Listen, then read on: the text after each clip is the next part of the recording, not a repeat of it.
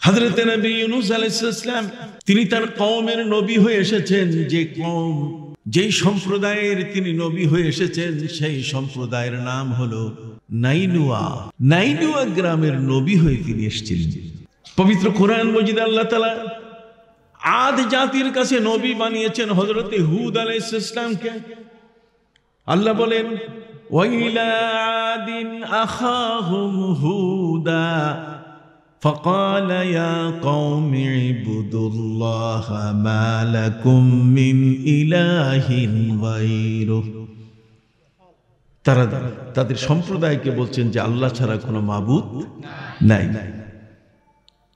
ওয়াইলা সামুদ আখাহুম সালিহা, সামুদ জাতির কাছে তাদের ভাই হযরত সালেহকে আল্লাহ পাঠাই দিয়েছেন। তিনি একই দাবি করছেন, আসো আল্লাহর ইবাদত করি। ইয়া কওমি ইবুদুল্লাহ মা লাকুম মিন ইলাহিন গায়রু, আল্লাহ ছাড়া কোনো মাবুদ নাই।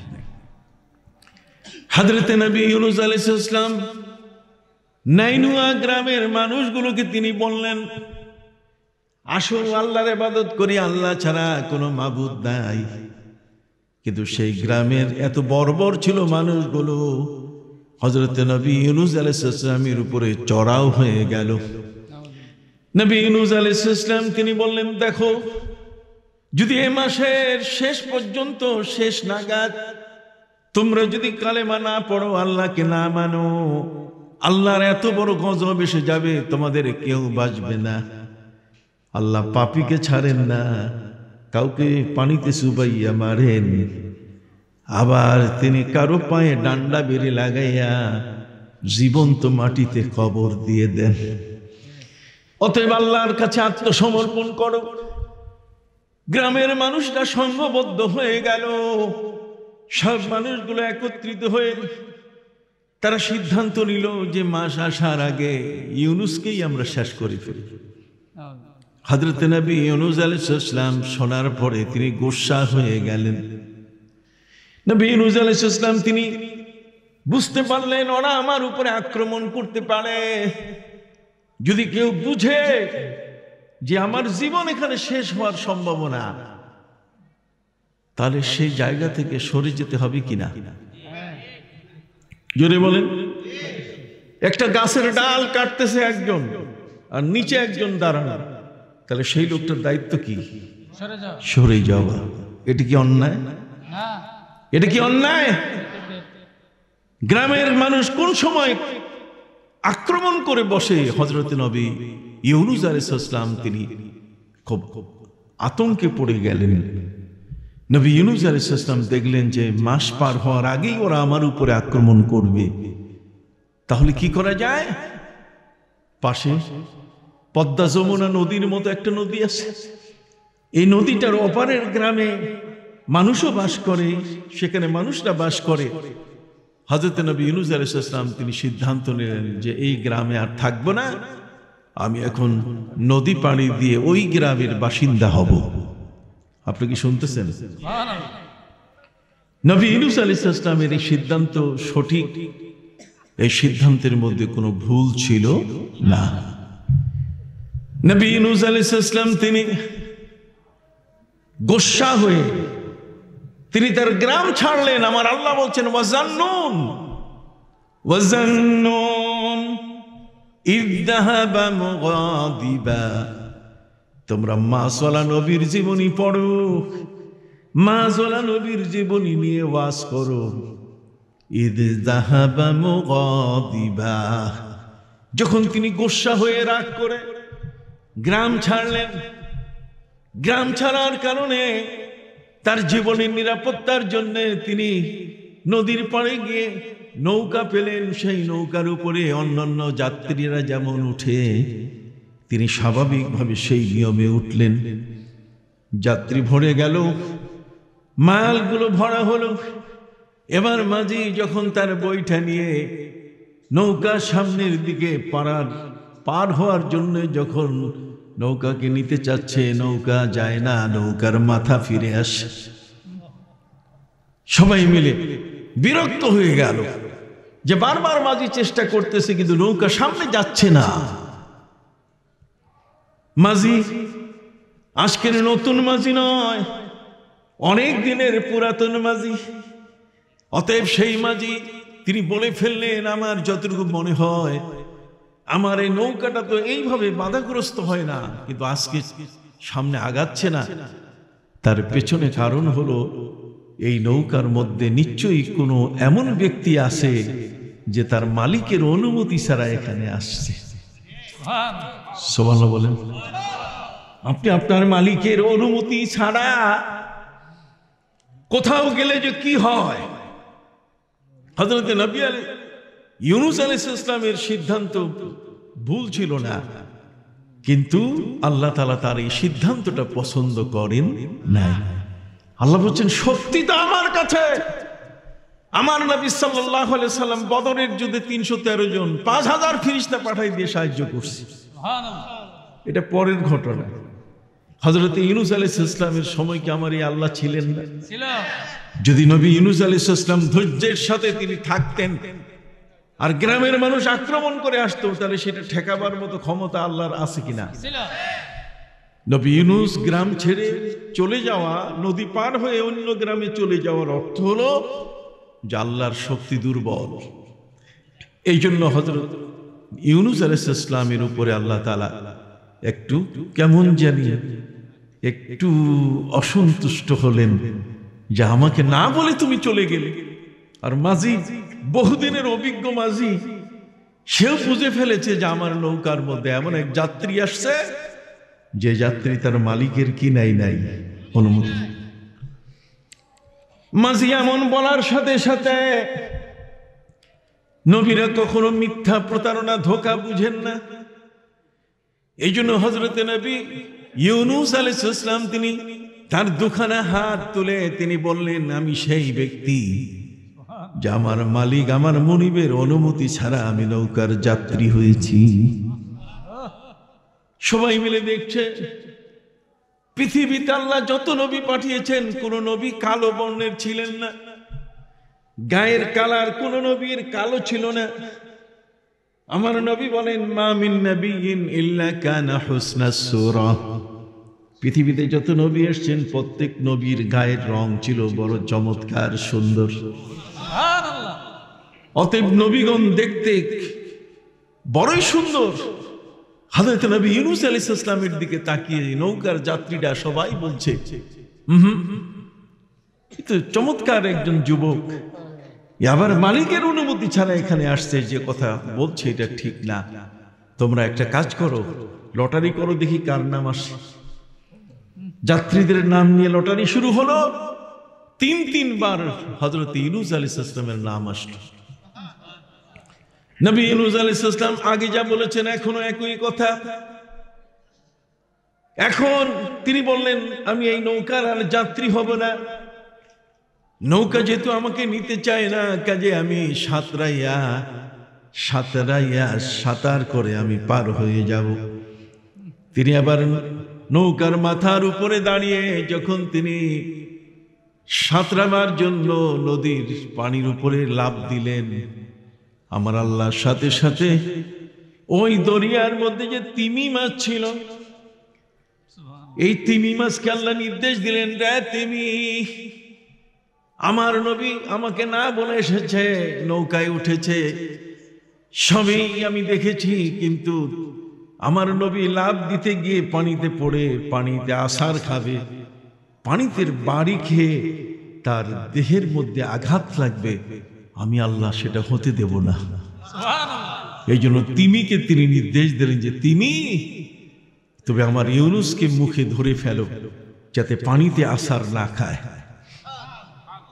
দেখছেন, বান্দা কোনো কারণে যদি কিছু করে বসে, কিন্তু আল্লাহ তার দয়া থেকে কখনো সরে যান না। আল্লাহ তাআলা তার মায়া থেকে, মহব্বত থেকে কখনো তিনি সরে যান না। হযরত নবী ইউনূস আলাইহিস সালাম মাছের মুখে তিনি শিকার হলেন। মাছ ঘপ করে ধরে ফেললো। যখন এই মুখে নিয়ে নিল, তিমি মাছটা মনে করেছিল বহুদিন পরে একটা আধার পেলাম, অতএব এটাকে আস্তে আস্তে গাপুস গুপুস করে খাবো। আমার আল্লাহ তিনি জানেন কোন প্রাণী পৃথিবীর মধ্যে কিভাবে আল্লাহকে ডাকে, কার মনে কোন কথা, সব আল্লাহর জানা আছে কিনা। এবার আল্লাহ পাক রব্বুল আলামিন তিনি সেই তিমি মাছের প্রতি আদেশ জারি করলেন, ইয়া হুতু ইন্নী লাম আজআলহু লাকা রিজকা। রে হুত, রে তিমি মাছ, আমার নবী ইউনূসকে আমি তোমার জন্য আধার বানাই নাই। তুমি এটা খাইয়া হজম করবে পেটে, আমি তোমার জন্য আমার নবী ইউনূসকে আধার বানাই নাই। বল জাআলতু বাতনাকি মাসজুনা, বরং তোমার পেটটাকে আমি তার জন্য জিন্দানখানা, বন্দিখানা বানাইছি। আমি অর্ডার দিলাম আমার নবী ইউনূসের যেন একটা পশমও নষ্ট না হয়। মাছের পেটে নবী ইউনূস, মাছটাকে আর হজম করতে পারলো না, আধার হিসাবে খেতে পারলো না। নবী ইউনূস আলাইহিস সালাম মাছের পেটে কি অবস্থায় আছে, আমরা এই কিছুক্ষণ আগে দেখলাম কারেন্টটা বন্ধ হওয়াতে সব কি অন্ধকার। হযরত নবী ইউনূস তিনি মাছের পেটে চলে গেলেন, এখন স্বাভাবিক পানির নিচের একটা অন্ধকারে তিনি পড়ে গেলেন। কতক্ষণ? পবিত্র কোরআন বলে দিয়েছে ফি যুলুমাতিন সালাস, নবী ইউনূস তিনটা অন্ধকারের ভিতরে।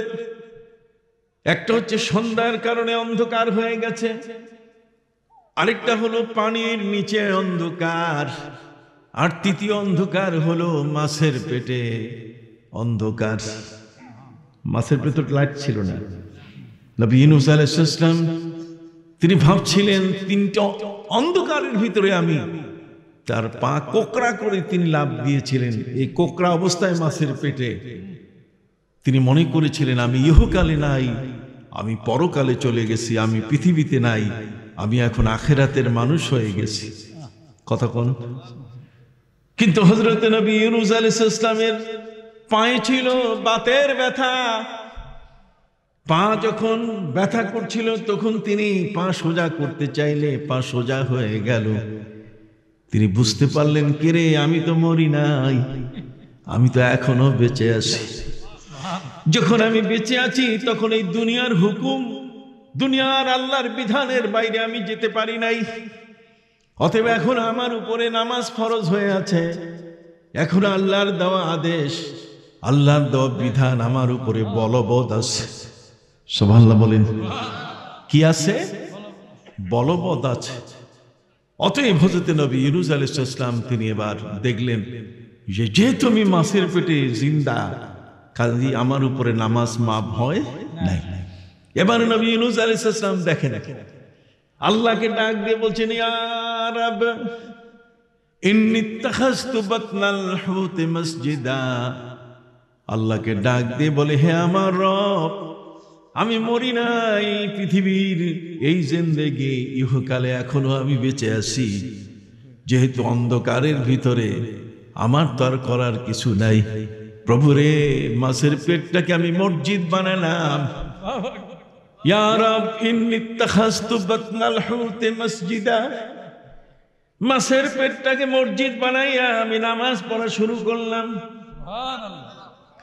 নবী ইউনূসের নামাজ তিনি বলছেন, মা লাম ইয়াত্তাখিযু আহাদুম মিনান নাস, কিয়ামত পর্যন্ত আমার মতো কোনো মানুষ মাছের পেটে এই ধরনের শিকার হবে না, আর মসজিদও তৈরি হবে না।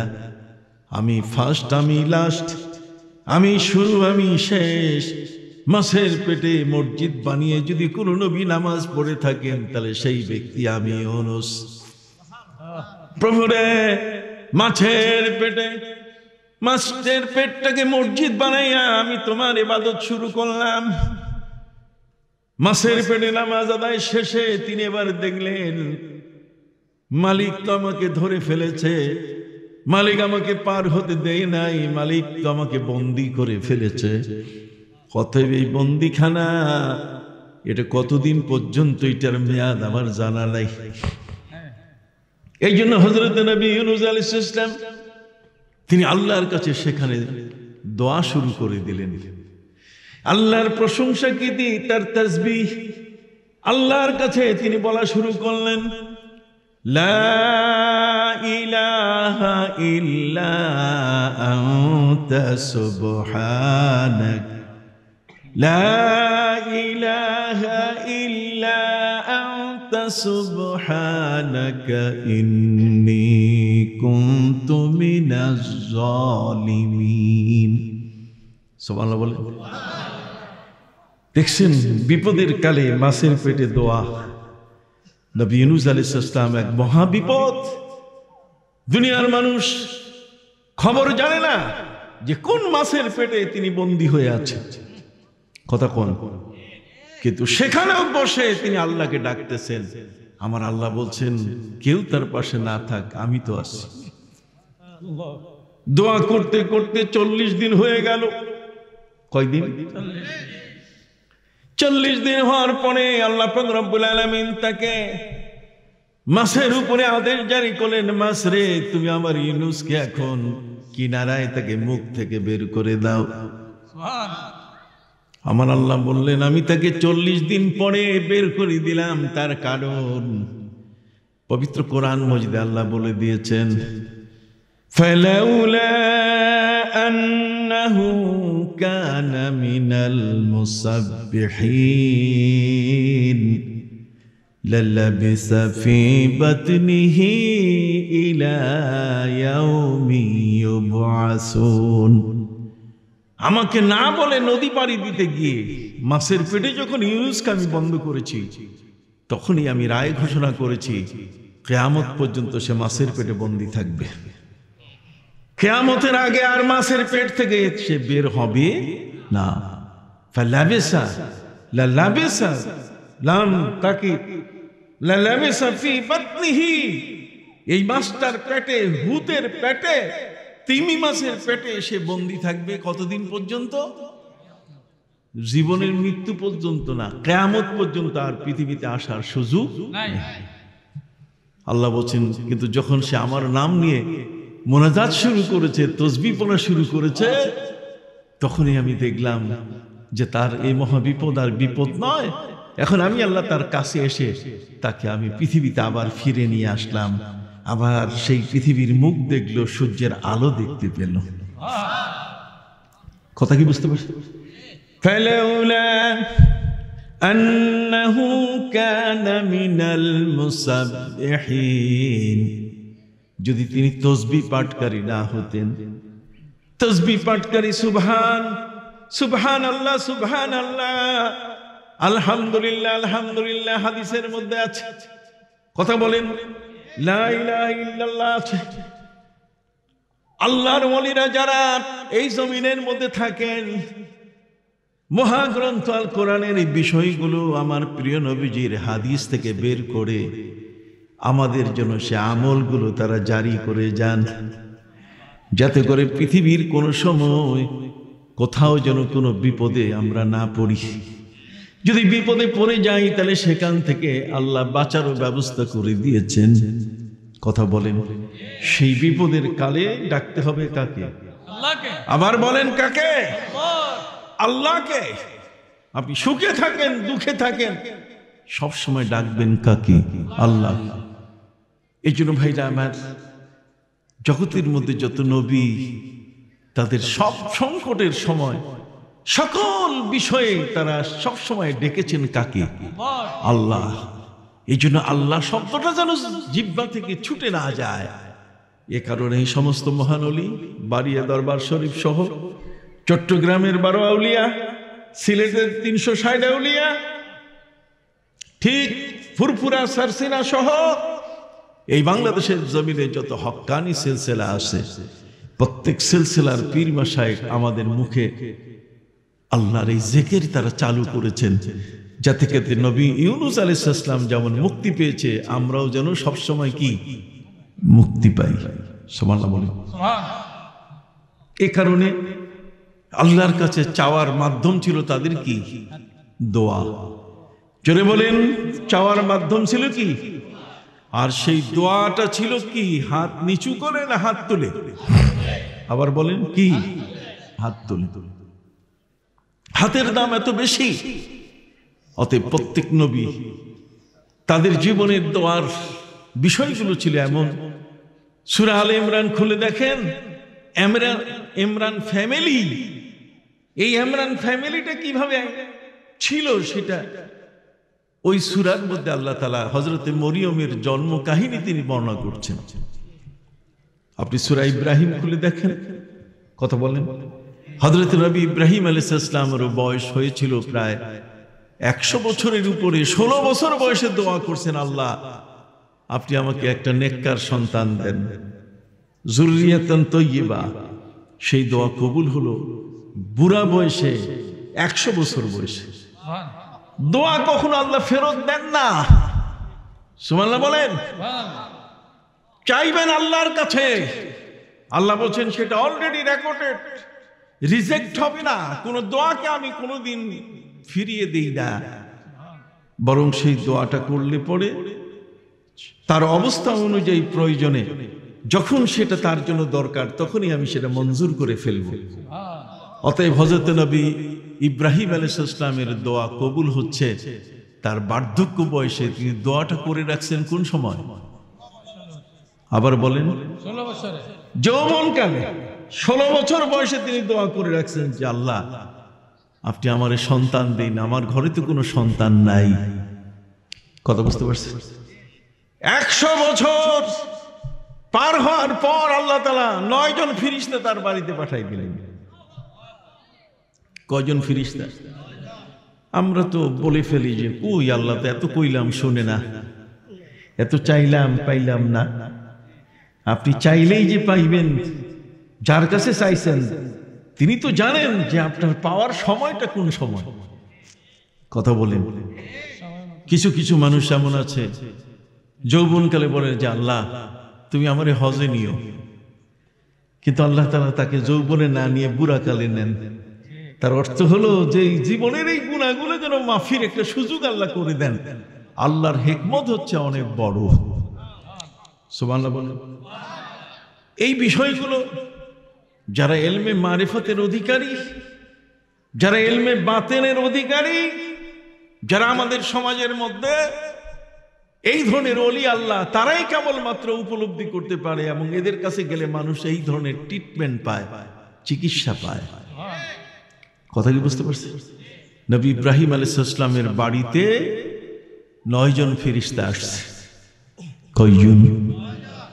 পবিত্র কোরআনে আল্লাহ আমার নবীকে বলছেন, হাল আতাকা হাদিসু যায়ফি ইব্রাহিম। হে নবী, ইব্রাহিম আলাইহিস সালামের সেই মেহমানের ঘটনা কি আপনার কাছে আসছে? হাল আতাকা হাদিসু যায়ফি ইব্রাহিম। ইব্রাহিম নবী যে মেহমান নওয়াজ, তিনি যে মেহমানদারি করতেন, সেই ঘটনা কি আপনার কাছে আসছে? তার কাছে 9 জন ফেরেশতা। কয়জন? 9 জন ফেরেশতা মানুষের রূপ ধারণ করে আসছে। মানুষের রূপ ধারণ করে আসা 9 জন ফেরেশতা যখনই তার কাছে আসছে, নবী ইব্রাহিম আলাইহিস সালাম দেখলেন যে আজকে তো মেহমানের সংখ্যা বেশি।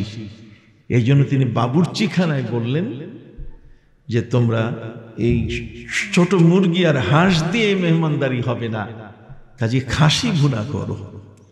মেহমানের সংখ্যা কি বেশি, সুবহানাল্লাহ বলবেন না? সুবহানাল্লাহ।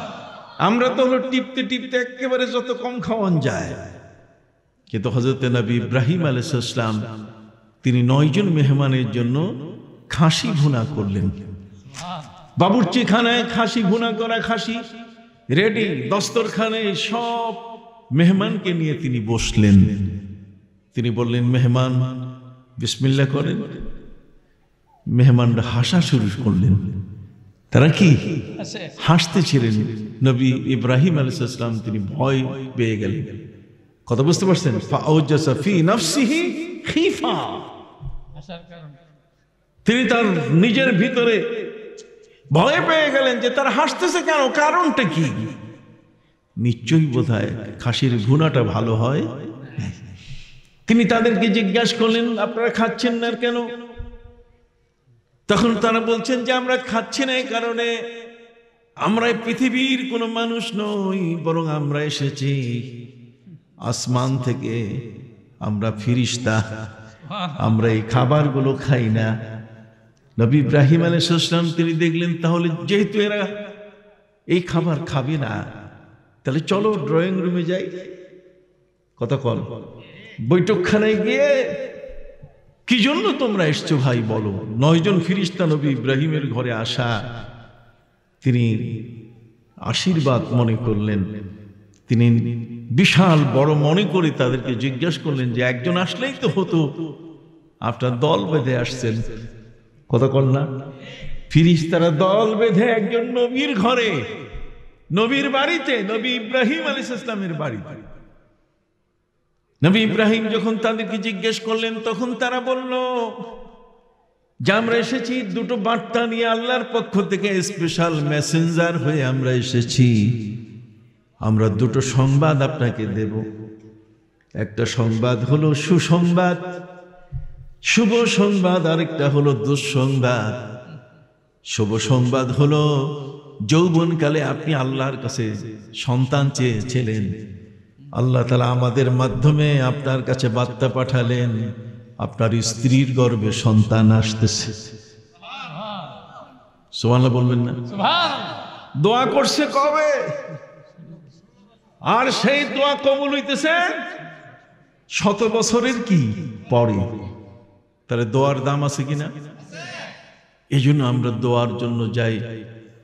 ইমাম শাফির মতো ব্যক্তি তিনি বলছেন ইন্নী আতাবাররাকু বিকবরি নুমান ইবনে সাবিত, আমি ইমাম আবু হানিফার কবরের পাশে গিয়ে আমি দোয়া করার জন্য আমার নিজের বাড়ি থেকে সফর করে আমি তার নজর ইরাকের সেই কুফা এলাকায় ইমাম আবু হানিফা রাহমাতুল্লাহ আলাইহির কবরের পাশে আমি হাজির হই।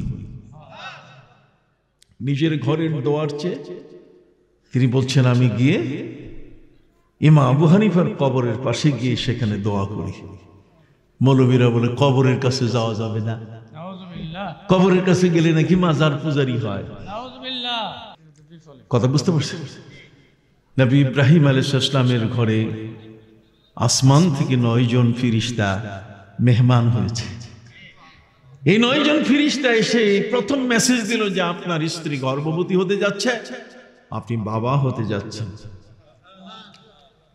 হযরতে নবী ইব্রাহিম তার স্ত্রীকে ডাক দিয়ে বলে, স্ত্রী শুনছনি? কই কি? আসমানের 9 জন মেহমান এসে বার্তা দিয়ে যাচ্ছে তোমার গর্ভে তুমি সন্তানের মা হতে যাচ্ছ। যখন উনিও তো বুড়ি হয়ে গেছে, নারীরা 20তে বুড়ি, একটা প্রবাদ আছে। 40-এর পরে নারীর গর্ভে সন্তান খুব কম আসে। অতএব 100 বছর বয়স যার হয়েছে তিনি তো মন্তব্য করতেই পারেন। অতএব হযরত ইব্রাহিম আলাইহিস সালামের স্ত্রী তিনি স্বামী ইব্রাহিমকে বললেন, قالت ألد وأنا عجوز وهذا بعلي شيخا। 9 জন ফেরেশতাকে শুনাইয়া তিনি বললেন, আমি সন্তান জন্ম দিব কি করে হয়? আমি তো বুড়ি হয়ে গেছি, আমার স্বামীটা তো একেবারে বৃদ্ধের চরম পর্যায়ে চলে গেছে। ইন্না হাযা লাশাইউন আজীব, এটা হলো সবচেয়ে বড় একটা আজব আশ্চর্য ধরনের একটা ঘটনা ঘটে যাবে যে 100 বছরের বুড়া বুড়ির ঘরে সন্তান জন্ম নিছে। ফেরেশতারা বলছে, না, কালু আতাজাবিনা মিন আমরিল্লাহ, আল্লাহর হুকুমকে তুমি অবাক মনে করছো, আশ্চর্য হচ্ছ। তিনি যদি ইচ্ছে করেন ইযা আরাদা শাইয়ান আইয়াকুল লাহু কুন ফায়াকুন, তিনি যদি বলেন কুন ফায়াকুন, ইচ্ছা করলে তিনি মরা গাঙ্গে পানি ছাড়া নৌকা ভাসাতে পারেন। ক্ষমতা কার?